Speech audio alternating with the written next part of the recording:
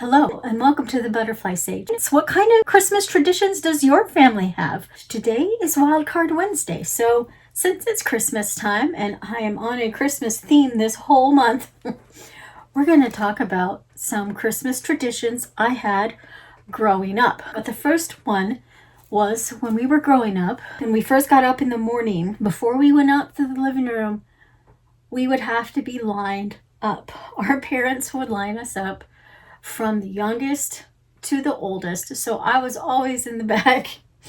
And when my brothers hit around age 10, 11, they were taller than me, and it was very hard for me to see the Christmas tree. But what I had fun was watching my little brothers look at the Christmas tree and see their presents, which was just as fun for me as me getting to see the Christmas tree immediately.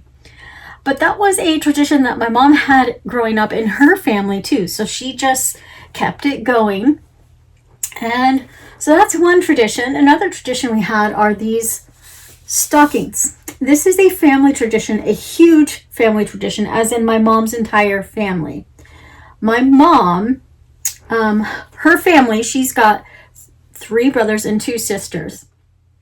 And I think it was at the time there was like 5 of the kids were born. Her aunt, her mom's sister, made all of my mom's siblings a stocking like this. Everybody had their name on it. Everybody has a church. Everybody has a Christmas tree. Everybody has a drum. And everybody has a teddy bear. Now, the other 2 items are different for everybody. I have a deer and I have an angel. My mom had a rocking horse and an angel.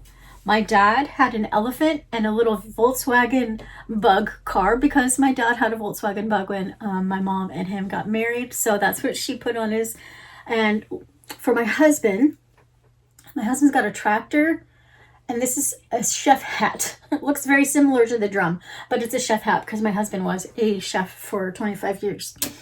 And so everybody's 2 items are different, and only the girls have a house because, 1950s, that's only the women took care of the house. And it kept going on with the tradition until recently, a few years ago, when my youngest nephew was born. He is now 4, almost 5. My mom gave my nephew a house, and he's the first guy, at least in my immediate family, that has a house on his stockings. But the cool thing, how this got continued in my mom's family, was my mom, at the time they had these, there was 5 kids. And then my mom ended up getting another baby brother, and he didn't have a stocking.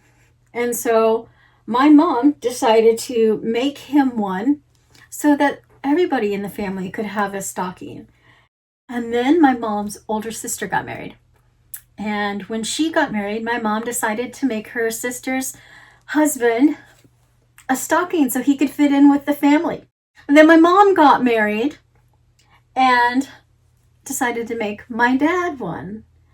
And then another member of the family got married, and she just kept going on. And then started making one for all the kids. My cousin Kristen was born, I was born, and so then we got one, and it just kind of kept going. That tradition kept going. So now, everyone who's in the family, who marries into the family, a new baby that's born, everybody gets a stocking made with their name, with all of those, the church, the tree, the drum, the bear on it, and a couple other items that they think they might like.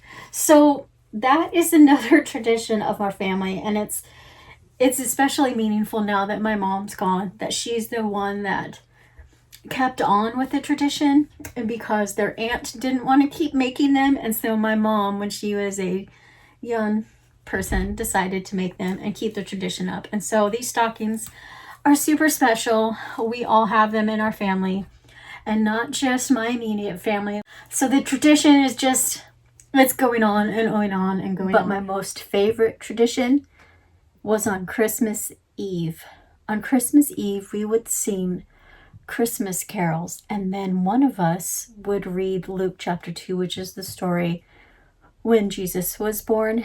And then after we read that chapter, we would have a philosophical discussion on one of the characters in the story. We could pick one, whichever one that year, whether it was Mary, Joseph, or one of the wise men, and tell and explain what we think they might have felt like or what they did. So when it came to the discussions of the character and Mary having the baby Jesus, my mother was a labor and delivery nurse, so it put a whole new perspective on that story.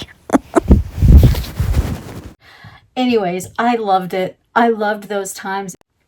So that has to be my most favorite tradition, was singing and reading that story and talking together as a family on Christmas Eve. I hope you enjoyed the story of our Christmas tradition, and what kind of new ones might you have started when you had your own kids, and which ones maybe you continued since you were a kid. Let me know in the comments. I'm interested in that kind of stuff. So thanks for watching, and until next time, feed the pollinators for me.